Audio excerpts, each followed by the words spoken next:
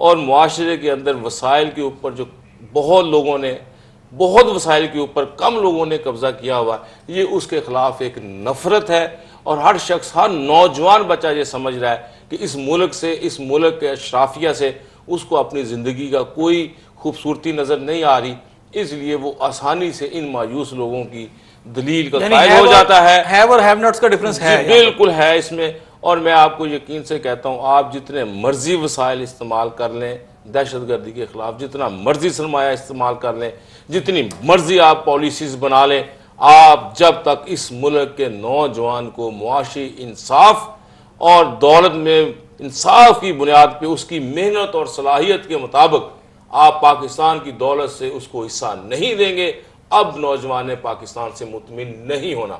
और ये हमारी जिम्मेदारी है कि हर शख्स को उसकी सलाहियत के मुताबिक आप मौके दें। और ये बुनियादी हकूक में से ये है कि सबसे पहले उसको रात के खाने की फिक्र जो है उसके अंदर हम अपनी जिम्मेदारी पूरी करें। अब मैं आपको बताता हूँ ड्रोन हमले कैसे रुक रहे हैं। अब मैं पीपल्स पार्टी का वजीर नहीं हूँ इस वक्त, बड़ी अच्छी बात है, आज आपने बहुत खुल के बातें की और माना भी बहुत सारी चीजों को। नहीं हूँ इस वक्त, मैं एक पाकिस्तानी हूँ।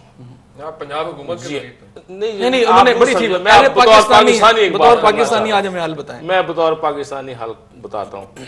ये आप 10 साल इस तरह अमेरिका के जूते खाएं, 20 साल खाएं, इस मुल्क में से जो सियासी क़यादत अमेरिका को ये एहसास दिला के निकलेगी कि अवाम उसके साथ हैं और वो पाकिस्तान की सालमियत और तहफ़्फ़ुज़ के लिए अपनी जान हथेली पे निकल के बहुत से आलमी लीडरों की तरह अमेरिका का मुकाबला करेगा अपने मुल्क के अंदर रह के, उस वक्त ये ड्रोन हमले रुकेंगे। और अब मैं पीपल्स पार्टी बन के ये कहता हूँ कि अमेरिका के इस मुल्क के ऊपर पूरे कब्जे को रोकने के लिए जुल्फ़िकार अली भुट्टो ने जान दी थी, मोहतरमा बेनज़ीर भुट्टो ने जान दी थी। अब कुछ और लोग आगे ये कुर्बानी दें जो इस मुल्क की कोई हुकूमत करने का शौक़ रखते हैं या इस मुल्क की सियासत में है, वो आगे बढ़ें और जुल्फ़िकार अली भुट्टो और बेनज़ीर भुट्टो के उस मनसब की तरफ सफ़र करें कि जाने देंगे ही कौमों और मुल्कों को बचाया जा सकता है। बहुत शुक्रिया अशरफ सोना साहब। अच्छा चीमा साहब, आप ये बताएं, इन्होंने तो आज बड़ी खुल के बातें की। मैंने किसी भी हुकूमती जो समझता हूँ वज़ीर या कोई हुकाम जो है हुकूमती, किसी ने भी इतनी खुल के जो असल बातें थी मैंने नहीं कभी किसी से सुनी। मैं बहुत सारे टॉक शोज़ खुद भी देखता हूँ और बहुत सारी बातें सुनने का मौका भी मिलता है। अशरफ सोना साहब आज खुले हैं और बड़ी बातें उन्होंने की हैं, अच्छा लगा मुझे। और मेरा ख्याल है यकीनन हमारे व्यूअर्स को भी अच्छा लगा होगा कि एक असल जो मसला है आइडेंटिफाई हुआ है उस और अब उसका हल भी बताया गया है। अच्छा, आप ये बताएं कि इन्होंने जो बात की कि दहशतगर्दी तो अगले 10-20 साल नहीं ख़त्म हो सकती जब तक कि हम अमेरिका से अपनी जान ना छुड़ाएं, और बहुत सारी और चीज़ें इन्होंने सजेस्ट की। आज बयान छपा है हमारे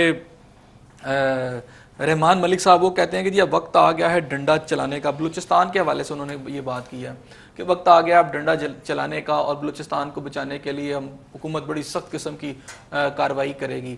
ये वहीं वो तजाद नज़र आता है कि एक तरफ हमारी हुकूमत जो है वो अमेरिका की तरफ झुकाव किए हुई है, दूसरी तरफ जब इस तरह की जो उन्होंने बताया कि अवामी सतह पर जब नफरत पैदा होती है तो उसको रोकने के लिए जब आप डंडा चलाएंगे तो उसके रिजल्ट्स क्या निकलेंगे?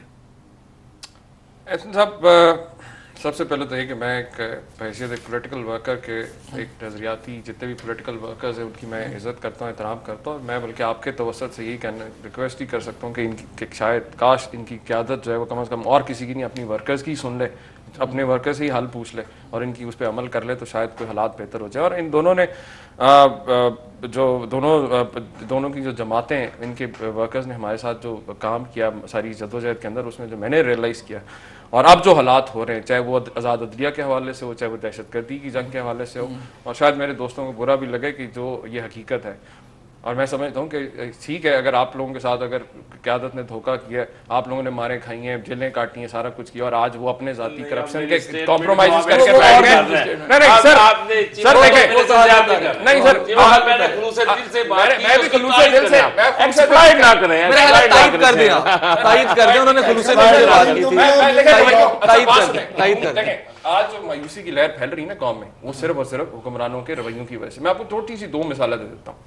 पहला, मैंने जॉइंट पार्लियामेंट के रेजोल्यूशन की बात की। दूसरा, बाप के सामने इन्होंने कहा ना कि जी सुप्रीम कोर्ट के पास इख्तियार है फैसला सुनाने का हक है, लेकिन उस पर अमल कराने का कोई इख्तियार नहीं हुआ। ये मैंने कब कहा? ये आपने कहा ना कि जी, और नहीं, ठीक ये है। मैंने नहीं इसी कहा। तरह मुझे बताएं, गवर्नर पंजाब हर दूसरे दिन कहते हैं कि जी पंजाब का एक वजीर है जिसके दहशतगर्दों के साथ ताल्लुकात हैं।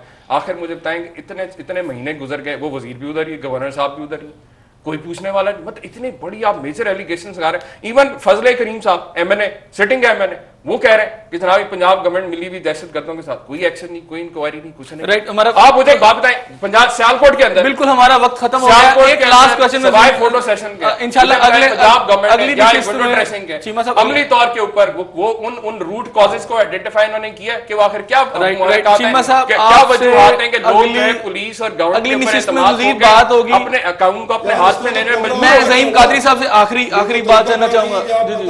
जी मैं आपकी तरफ आ रहा हूँ। ज़हीम कादरी साहब, एक तो इन्होंने आइडेंटिफाई किया है जो पंजाब के वजीर की तरफ जो गवर्नर साहब पे एक इशारा भी है और एक रिएक्शन भी आ रहा है। दूसरा मैं चाह रहा हूँ कि सोना साहब ने भी ये एक सजेशन दी है जो दहशतगर्दी को खत्म करने के लिए बड़े वाज़ेह तौर पे मैं और मेरी जमात और मियां मोहम्मद नवाज शरीफ साहब ऑन रिकॉर्ड इस बात मैं कम से कम ये कह सकता हूँ कि जो बात अशरफ सोना साहब ने किया मैं इसकी 100% हमायत और तायीद करता हूँ। और ये वो वाहिद रास्ता है जिस पे चल के इस मुल्क को मुल्क और एक सॉवरन मुल्क बनाया जा सकता है। आपने रहमान मलिक साहब की बात की कि उन्होंने कहा कि हम आयरन हैंड से निपटने जा रहे हैं। मैं बिल्कुल ये बात ऑन रिकॉर्ड करना चाहता हूँ और रिक्वेस्ट करना चाहता हूँ रहमान मलिक साहब से कि ये ना करें। वहाँ आयरन हैंड की जरूरत नहीं है, उनके इश्यूज को एड्रेस करना है। बुगती के कातिल को रेड कारपेट पे जहाज पे चढ़ाना और उन लोगों को जिन्होंने वहां जुल्म किया आप उसको बुलाएं वापस, जनरल मुशर्रफ पे का ट्रायल करें, बुगती के ट्रायल को खोलें। आप देखें 80% प्रॉब्लम वहां पे हल मैं अभी नहीं मौका दे दे आखिरी हमारा 48 आवर्स की उन्होंने बात की। बात यह है कि वो ट्रायल हो, वो ट्रायल मुकम्मल हो, मुशर्रफ को उसमें सजा दी जाए। आप देखेंगे किस तरह एड्रेस होता है इशू और बलोचिस्तान के लोग किस तरह चुप करके हुकूमत की रिट को मानते हैं। वजीर का भी बता दें जी, जो गवर्नर साहब एक वजीर के ऊपर पंजाब के वजीर, वो मेरे ख्याल में एक लोकल सा इशू है उनका आपस का। गवर्नर साहब की और उनकी कोई आपस में ज्यादा मोहब्बत है, वो गवर्नर साहब की और उनकी आपस की मोहब्बत है। वो मेरे ख्याल में वो दोनों उन्हीं को कर रहे थे, मैं इसमें दखल अंदाजी नहीं करता। राइट, बहुत शुक्रिया नाज़रीन, आपने हमारे शुरका की बातें सुनी। अशरफ सोना साहब का कहना यह है कि पाकिस्तान के अंदर जो दहशतगर्दी की लहर है वो अगले 10-15 साल भी नहीं ख़त्म हो सकती अगर हम इन्हीं पॉलिसियों पर चलते रहे। उनका कहना यह है कि जुल्फ़कार अली भुट्टो साहब और मोहतरमा बेनज़ीर भुट्टो साहबा ने जो शहादत मिली उसकी बुनियादी वजह यह थी कि उन्होंने जो अमेरिका के सामने अपने आप को खड़ा किया था, जिसके बायस उन्हें ये नताइज देखना पड़े। और पाकिस्तान को अगर हमने दहशतगर्दी से बचाना है तो फिर आने वाले लोगों को अपनी जानें कुर्बान करने के लिए तैयार होना पड़ेगा। इसके साथ साथ जो उमर चीमा साहब हैं उनका कहना यह है कि हमें हार्ट्स और माइंड्स लोगों के जीतने होंगे अगर हम इस दहशतगर्दी को ख़त्म करना चाहते हैं। ज़हीम कादरी साहब ने सपोर्ट की है, वो बिल्कुल नहीं चाहते कि ड्रोन हमले जो हैं पाकिस्तान में मजीद हों। उन्होंने अपनी जमात का मौक़िफ़ बयान किया, आपने सब कुछ सुना और जो आखिरी फैसला है वो तो आप ही ने करना है। मैं इस दुआ के साथ कि अल्लाह ताला पाकिस्तान और पाकिस्तान में बसने वालों को अपनी रहमतों के साए में रखे। अपने मेज़बान हसन ज़िया को इजाज़त दीजिए। अल्लाह हाफ़िज़।